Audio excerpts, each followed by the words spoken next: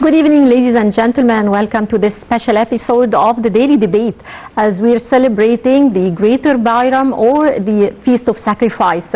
And we're celebrating with you here tonight with our guest live here at the studio, Mr. Alaa Khalifa, our tourism expert.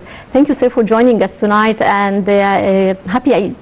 Thank you. Happy Eid for you too. It's a pleasure to be with you again. It's our pleasure, sir. Hope this Greater Bayram will bring joy and festivities to everyone. Definitely, we're sending our best wishes to all Muslims around the world and all our viewers here on Nile TV International. To start with, the Greater Bayram or the Feast of Sacrifice brings good wishes and happiness to all people. It's positive vibes, actually. So what are the most important features of the Greater Bayram?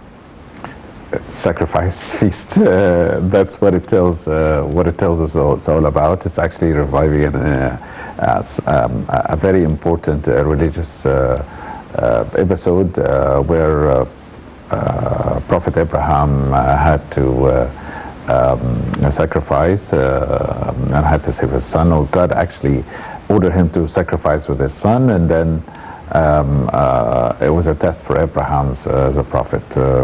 It was a test for his faith. And that's where the story takes us into the Quran, and that's why we were celebrating every year in the sacrifice feast how God have saved and tested Abraham's faith, and how he saved Ishmael by sending a sheep from heaven for Abraham to sacrifice at the slaughter.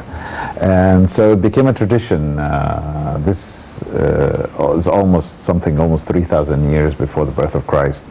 And after the Islamic religion prevailed and became like a major tradition into the Islamic religion today. The Greater Bayram or the Sacrifice Feast is a feast for everyone to remind them about obedience, and also to remind them about how our Prophet Abraham have had a strong faith in God, and also it is a time for sharing. Yes. When we sacrifice these animals, which is something not fully understood by the West, is that when we have to sacrifice these animals, it all became as part of that ancient story and tradition, that when you sacrifice this sheep, you should be giving its meat to poor people. Yes. And giving or distributing such a thing on poor people, it tightens solidarity and also collaboration in different members of the society together, whether the rich people can give to the poor people, and it is something that went throughout centuries, and it changes over different episodes of history.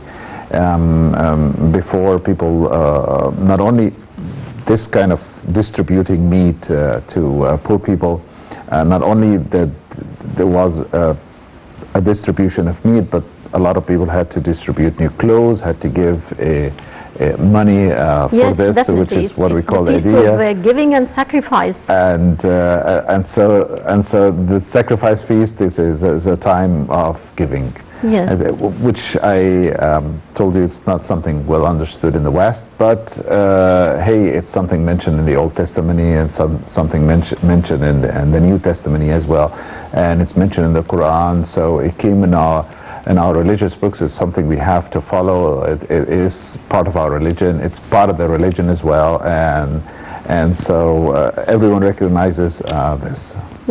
Yes, as you mentioned, sir, it's the Feast of Giving and Sacrifice, and we also see a lot of charity organizations giving away foodstuff, clothes and money, and distributing this to the needy people.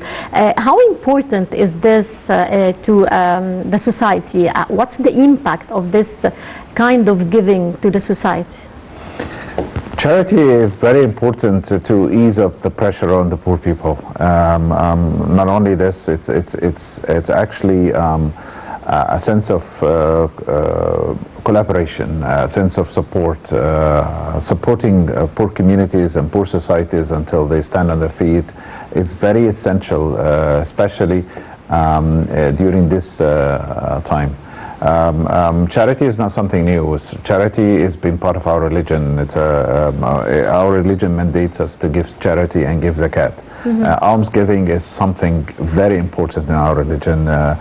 Giving out almsgiving, it's a part of distributing this part of that wealth onto the poor, which is taking that form of charity today. It goes all year around, but there is always a part of the year, which is the Greater Bayram, where people have to do zakat, have to do charity and support. But on the lesser Bayram, people have to do the zakat, which is two major feasts, Muslim feasts. People are waiting, especially poor communities and unable people to financially, they're waiting for these two festivities or festivals in order to get something new that make them rejoices and happy. Yes, well, Eid al-Adha, or the Greater Bayram, is celebrated in many countries around the world. What are the differences? The celebrations vary from one country to another, and also traditions vary from one country to another. How do you see the differences between those countries in the way they celebrate and enjoy the festivities of the Eid? Well, the difference between countries depends on their culture and tradition, engaging with their religion. So in some Arab countries, in Egypt, it's a mixture between the religious beliefs and the culture. Yes. In Saudi Arabia, it's a difference between their religion beliefs, which is the same religion belief, but being understood in a different way in the culture itself. We have also a mix between our civilization and our religion together, especially into this environment. For example, the fact that slaughtering animals during time of festivities, it's an ancient Egyptian habit. It's even before Islam. Yeah. On the walls of the ancient Egyptian tombs, you always see people, rich people, sacrificing animals or slaughtering animals during the festivities and distributing its meat to poor people. It's important that gifts had to be distributed during festivities as well. In some other Arab countries, it takes a different curve. Perhaps there are things that are common, but there are things that are specialized or very special to the culture of that country. In the West, some of the countries in the West, they allow Muslims to celebrate both feasts, and with some restrictions based in order to maintain the culture as well into these countries. But the most important thing is that we know that especially since we are in the Greater Bayram time, it is a time for festivities. It comes right after the Hajj ritual, and it's a very important ritual to be celebrated. And the fact that we sacrifice animals during this time is in order to do reincarnation of what Prophet Abraham have done, to his son Ishmael, when he took him up in the mountain, as he had the story. Yes, of course. He had I don't want to go into the story. I keep telling the story for years to my travelers, but I have to tell you, it's a pleasant story when it's told right. Storytelling is very important for this, so that especially we can market it in the right way, not in a very negative way. We need also during this time to impose certain bit of rules about how we sacrifice the animals. Shedding blood out in the street is not something that it's popular, that we should see. We should do it in slaughterhouses, and we should not slaughter animals in front of each other. We have to be caring about this, especially taking this part in consideration. It is very sensitive matter to a lot of civilizations today, to a lot of different countries. Animal welfare is very, very, very important. We should also consider that by doing our rituals, we should also make sure that we're not getting any footage out. Whether this has done in a slaughterhouse or has done in a private place, we should not. We should be cleaning out as well, especially for those who are able to do the sacrifice. Yes. We don't want to have these footage at the end of the day to go out on an international media. It is not right. We can take it from the story of solidarity, from the story of sharing, but to have the story of getting the ritual only for the fact that it's slaughtering animal without having to refer that's why we do slaughter animals, what is the importance of slaughtering animals. Same as we do in Ramadan, we have to explain to people that we fast Ramadan in order to feel the hunger of the poor and in order to feel their suffering, and so we can give them, charity and almsgiving afterwards. Same thing also in the Greater Bayram, we have to engage people with us into this storytelling, telling them about the story, whether the ancient biblical story or the Quranic story, and then get them engaged and make them understand that this is very important. This is like a gift from God to poor people. This is like where the rich people give out to the poor people, and it's a time of solidarity between societies. Right. How important is it to reach the conflict-affected areas and the conflict-affected countries like Somalia, like Syria, like Palestine on such occasions like the Greater Bayram? Let me give you something that I have been asked since a long time. A lot of my travelers, they do ask this. So when people go for the pilgrimage, when they pilgrim to Mecca, and as you know, the pilgrimage have got days of rituals, 4 days rituals. On the last day, when they go to Arafat mountain, and we're supposed to be spending the night on top of the mountain. Yeah. And that's the time when they're supposed to be slaughtering the sheep. This is exactly the same thing like Abraham, our prophet, did with his son. So when they were supposed to be slaughtering the sheep, it's going to be very messy, of course. 2 or 3 million people on top of the mountain slaughtering sheep. So what the authorities do during the pilgrimage time is that they give them the facility to do that by buying vouchers. Yes. So you buy like a 300 riyals vouchers or 200 riyal vouchers that give you a cost of a sheep. And if you buy the voucher, that means you have done the rituals. What these governments do later on, they actually buy the millions of heads of sheep from Australia and New Zealand and other countries. And what they do is that they slaughter these sheep. Yes. Because this money is dedicated for buying out the sheep and slaughtering them. But in actual slaughtering, they didn't do it on top of the mountain. They on a later stage, they buy it and then they slaughter the sheep and the meat. Of course, the meat is too much to give to a lot of poor people. So what they do, which is an amazing thing, is that they export this meat to a lot of poor countries, to a lot of African countries, to give to a lot of communities with conflicts and wars, and so it goes into this charity efforts, which is the same message that we want to give by slaughtering these sheep. So what happened in the past is a little bit different what is happening during the pilgrimage feast right now.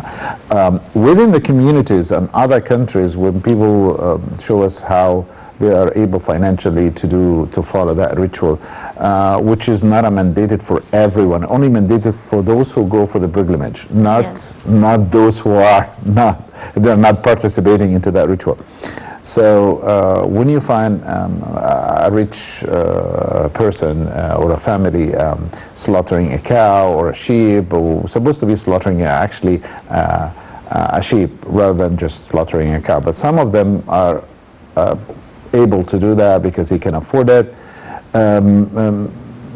It's important that a great part of this slaughtered animal to be distributed among the poor people. Could be a poor village, could be any other thing.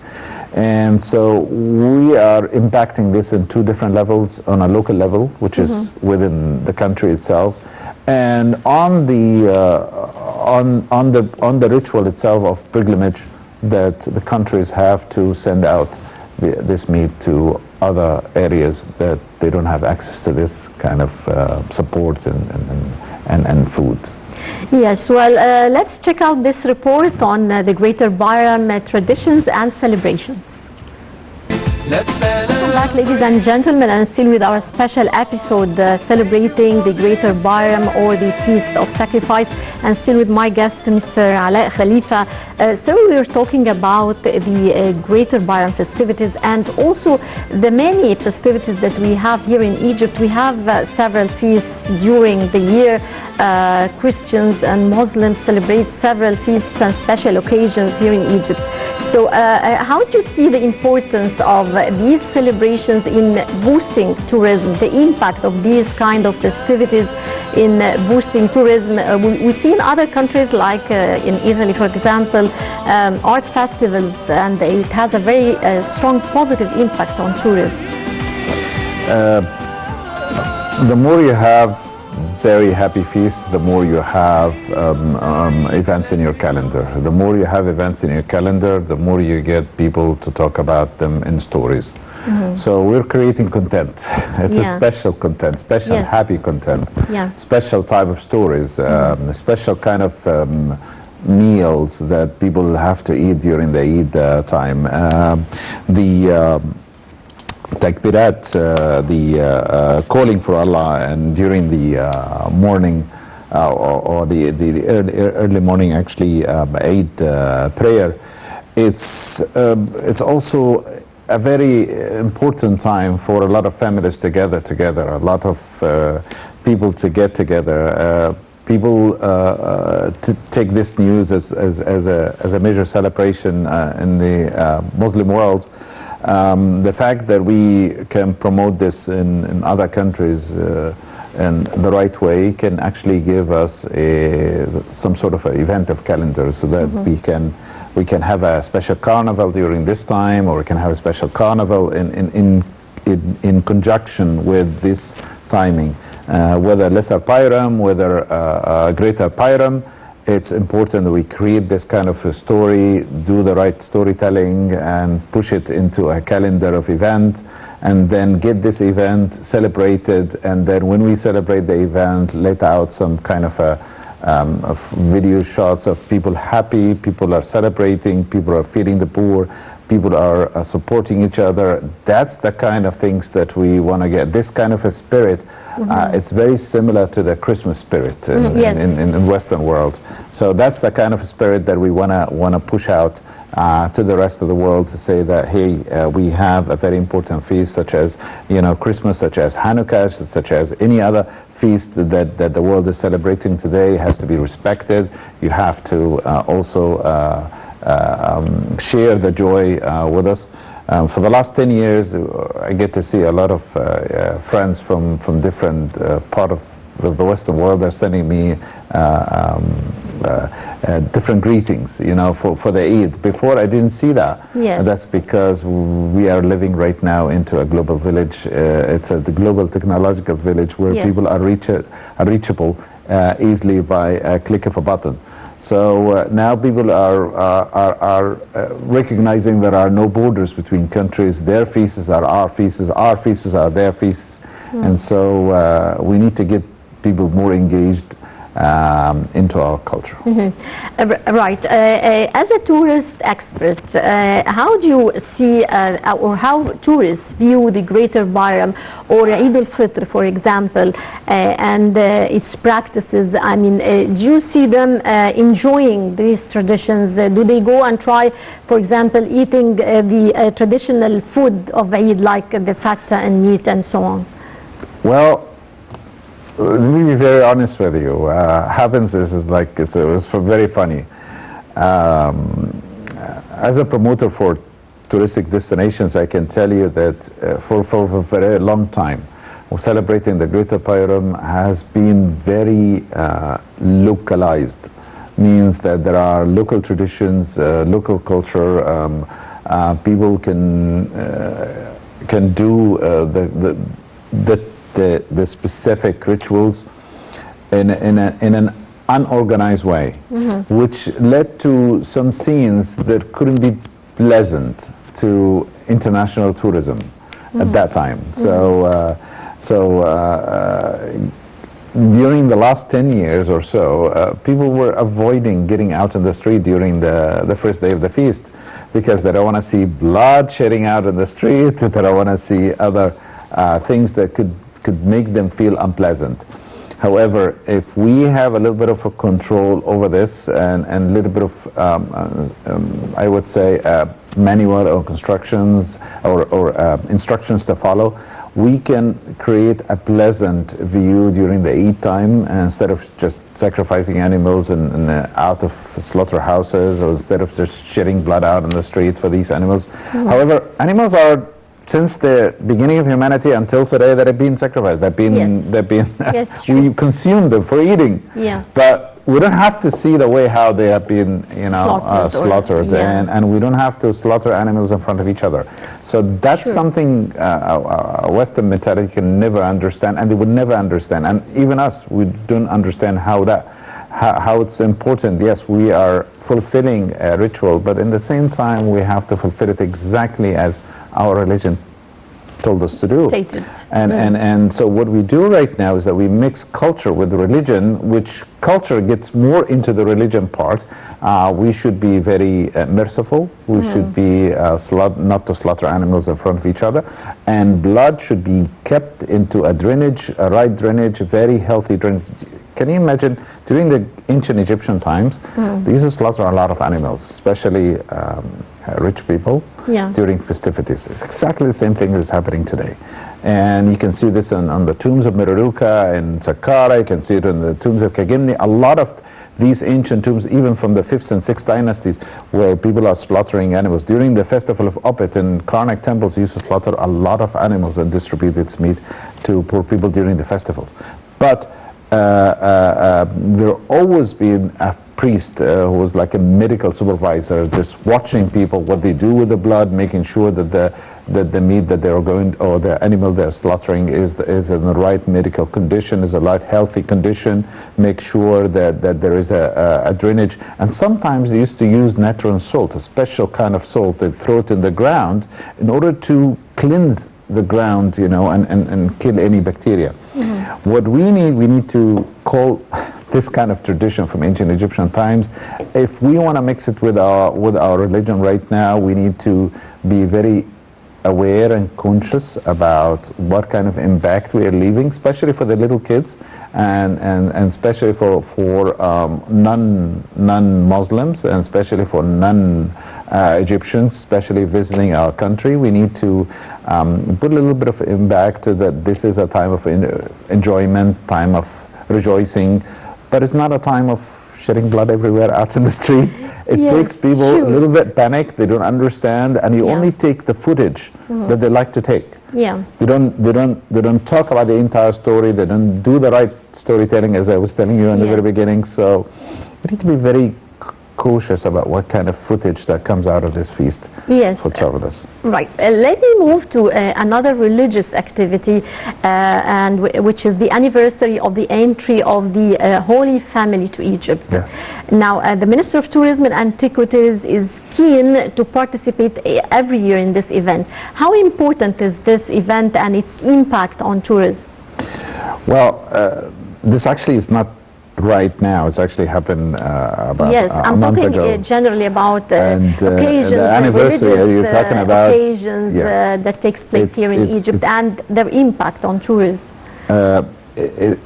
Once we have this route of the Holy Family escaping from Herod and coming to Egypt, as you know, the ancient story, they escaped from Herod and came to Egypt for 3 years, and then they stayed in more than 16 different places all over Egypt. In some of these places they stayed over a year, other places stayed for a few months, and other places they just passed by. And we have our biblical documents or manuscripts have recorded this kind of a holy flight. Yes. The holy flight of the Holy Family, it's well remembered, it's well respected in Christianity, and it's part of following the trails of the Holy Family. It's part of the pilgrimage of a Christian pilgrimage to Jerusalem, and then following the trails of this Holy Family coming to Egypt. This is the reason why 5 years ago we took the initiative of implementing this kind of routing for the Holy Family, of following the same trail, and we call it the Holy Family Flight. And right now, remembering this and putting out these different points where they pass by into the tourist map is a very important aspect of promoting such flight. This is a historical event. We are reviving this historical and religious event, of course, and we are reviving it and bringing it into the tourist map. And so we have to put the right facilities, we have to put the right amenities, and we have to get these places ready. And the government have been extremely successful in getting this, and we've actually put the right funds. And a lot of our tourism experts, especially those who are in the Ministry of Tourism and those who are actually in the private sector, have contributed to this. It's important we get this event publicized everywhere, get the message out. It's important to tell people that if you want to do the right pilgrimage, yes, go to Jerusalem, but we're not far away. It's only a few days that you have to go through the most important spots where the Holy Family stopped when Jesus Christ was a child, with Joseph the carpenter and the Virgin Mary. And this is very important point where religious groups, Christian religious groups, are aware of. And once we have these areas ready for them, they can follow the trails of the Holy Family, and we can get it like an important tourism product, especially for Christianity. Sure. Now, the foundation of tourism in Egypt is based on a number of multiple genuine factors, among which, of course, is the rich cultural values, geographical diversity, history.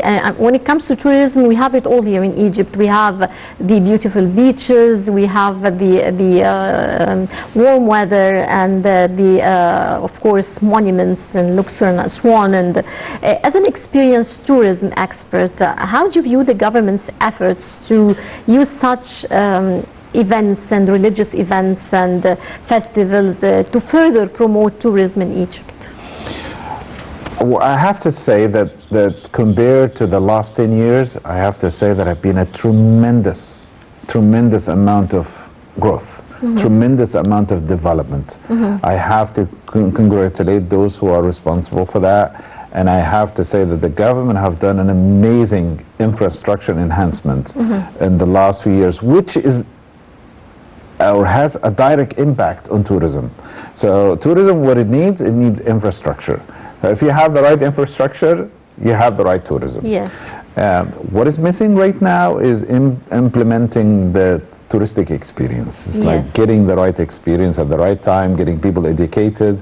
And then once you create that experience, whether you have any type of tourism, yes, we do have all these amenities and I would say all these potentials, okay? And yes, we have a culture that is unbeatable all over the world. We have a history that it's before any history in the world. But then in order to have this implemented within a very high quality tourist product, we need two things. We need right infrastructure, which we have right now, which our government thankfully have invested a lot of money in construction, in building, and road building, and new products, touristic products to come out, in construction of museums and heritage sites and heritage villages, and promoting different types of tourism, promoting culinary tourism, promoting beach tourism, promoting marine tourism, yacht tourism. So a lot of care has been given into this industry, and thanks to what we're doing right now, what is missing, which I'm 100% sure that we'll be fixing and enhancing, will be the touristic experience. People when they arrive at the airport, how they are being met, how they're being transported, educating those who are first line handling tourism. I think we're getting there. I think we're having a major impact when the new Grand Egyptian Museum is being open for tourism. I think when is we that are going to take fixing place? the routing around the pyramids. I think we are doing major events. If you go to the touristic sites 10 years ago and you compare it to the touristic sites today, there's no comparison at all. We have done a tremendous improvement into the infrastructure, and we're still doing that tremendous improvement. What we need to focus in the upcoming period into that touristic experience, the experience which the tourists, the day-to-day experience which the tourists go through. We need to give them move of access, move of mobility.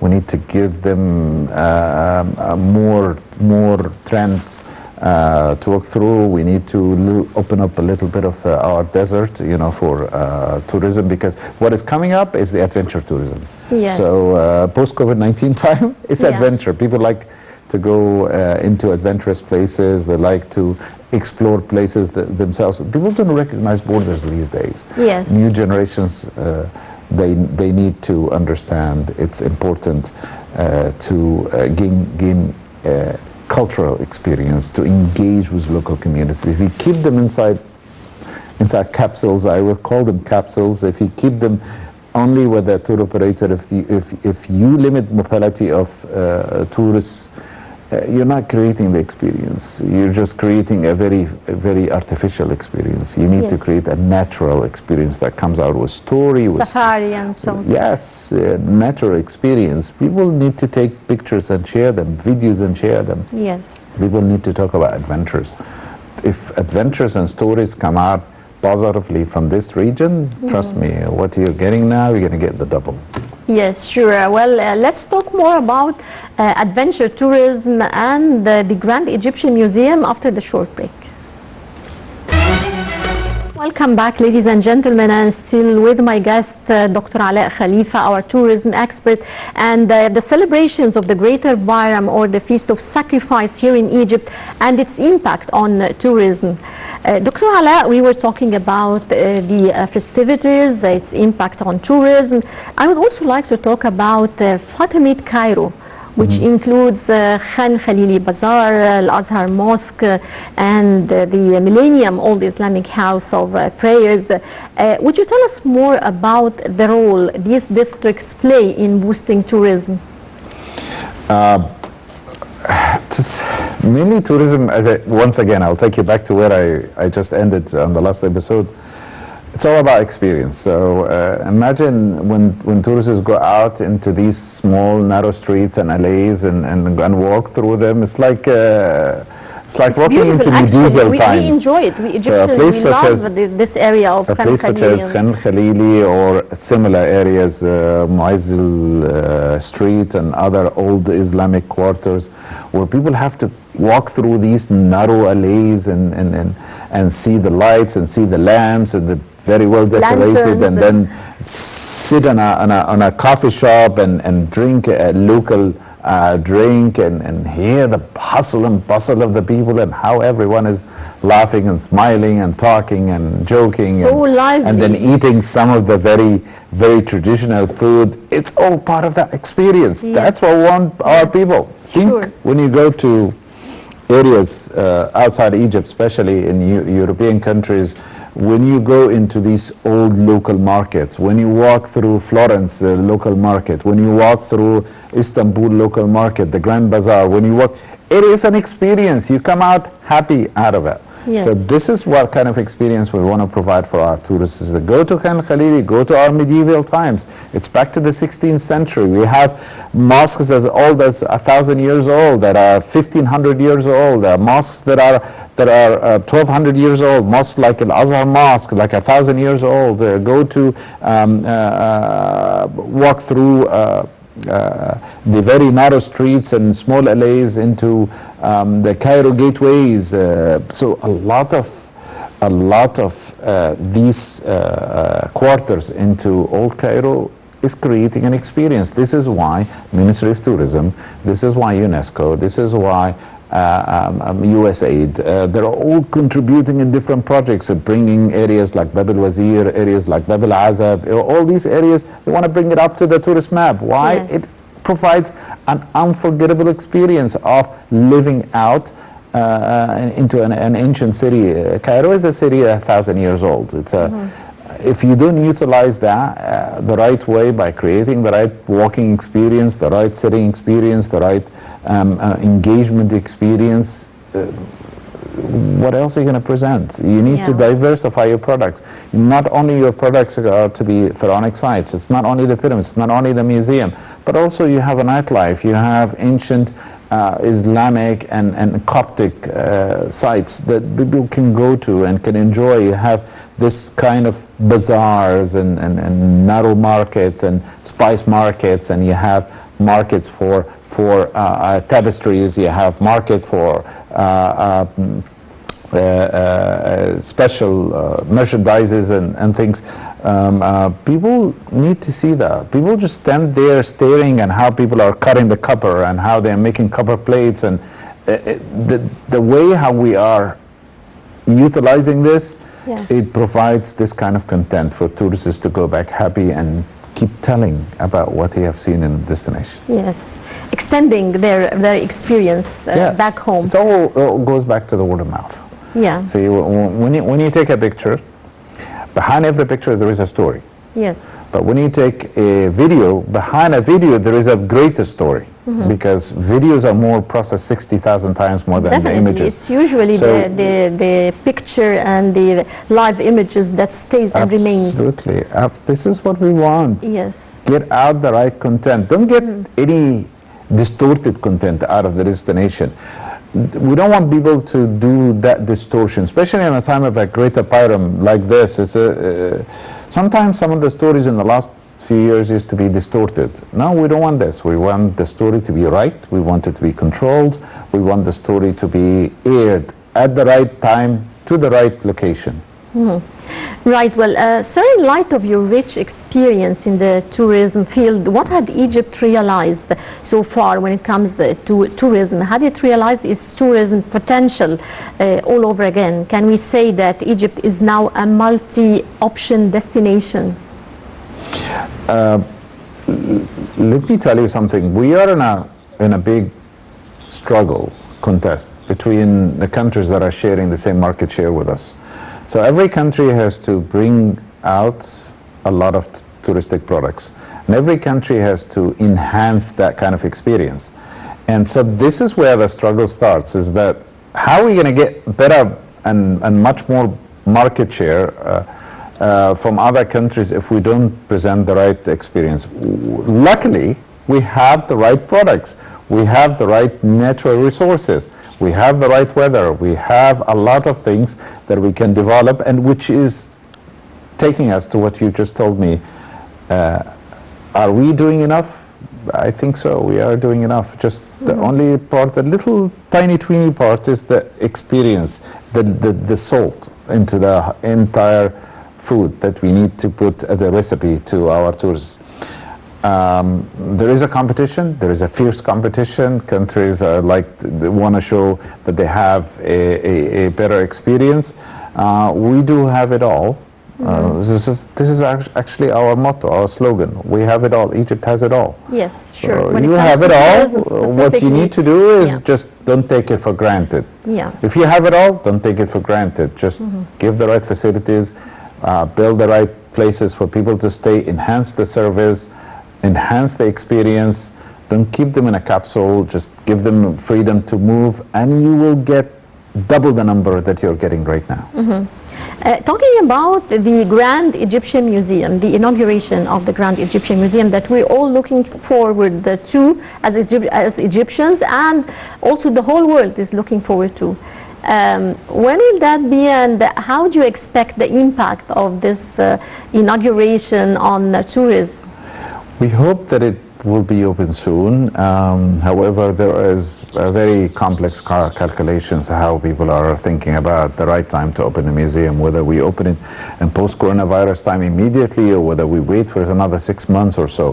What I think is that they will wait until a very, very peaceful time where coronavirus pandemic is it's not going to be gone. It will be subsiding. At least a large number of people will be vaccinated around the world, so it will calm down. So far, nearly like you're talking about 20% of the world has been vaccinated. It's not enough. Yeah. We need just to wait maybe another 6 months or 8 months more until we announce an opening of the Grand Egyptian Museum. So far, a lot of people are aware of that and anticipating this event, and let them anticipate. This is nice to have people anticipating an event, because when you have anticipation, you get excited, and when you get excited, you just do whatever it takes to come and attend this event. Yes, sure. Right. What are the most important or significant areas of investment in domestic tourism, in your opinion? Well, domestic tourism has been the lifesaver for the tourism industry during the time of crisis. Yeah. And honestly, I don't like what hotels are doing right now, because domestic tourism, they're actually pushing out rates for domestic tourism. They should realize that domestic tourism is always a lifesaver for them, and they should support domestic tourism. If you engage more people to travel, you are actually guaranteeing a higher occupancy of your hotel, whether you are in a low season or a middle season or a high season. You're guaranteeing that highest occupancy. It's important that you keep domestic tourism in a special area where you want to have a constant flow of people to your destination. Important that our local investors, I'm not saying international investors, get our local investors, invest in building out hotels and facilities and restaurants, and getting facilities presented to international and domestic tourism. It's important that in barren, desolate areas that we also invest in building out areas of accommodations. It's important that we add out facilities, that we expand in building out malls and shopping areas, and this is the right of investment that will help, whether directly or indirectly, international and domestic tourism. But it benefits in the first place domestic tourism, because it provides kind of facilities and amenities that domestic tourism can be relying on, so they can be recurrent. Tourism is not a one-time experience, it's a recurrent experience. If you like a destination, if I ask you right now how many times you have been to Italy, is it 1 time, is it 2 times, is it 3 times? A lot of people, if you talk to them, if they are frequent travelers, they travel to areas more than 10 times. Yes, and if you ask them why you travel to this area more than 10 times, they love the area. They love the experience they live into it. Ask local Egyptians today how many times they've traveled to the North Coast. They will tell you nearly every year. How many times they travel to Sharm el-Sheikh? Nearly like 2-3 times a year. Why they do travel? Because they love the experience there. When there is a new area being opened, then we need to explore it. It is a human nature. And so investment, build out hotels, enhance the experience, restaurants, as a government, do the right infrastructure like roads, and also provide hospitals, and then you will get a place promoted so easily. Right. Well, I would like to thank you very much for joining me tonight, Dr. Alaa Khalifa, our tourism expert. It was a pleasure having you with us, sir, and happy Bayram. And happy Bayram for you too. Thank you so much. Thank you. Dear viewers, that brings us to the end of this edition, this special edition of the Daily Debate, enjoying the Greater Bayram celebration. All the best wishes to all our viewers here on Nile TV International and all Muslims around the world. Many thanks for watching. This is Naveen Ramzi signing off.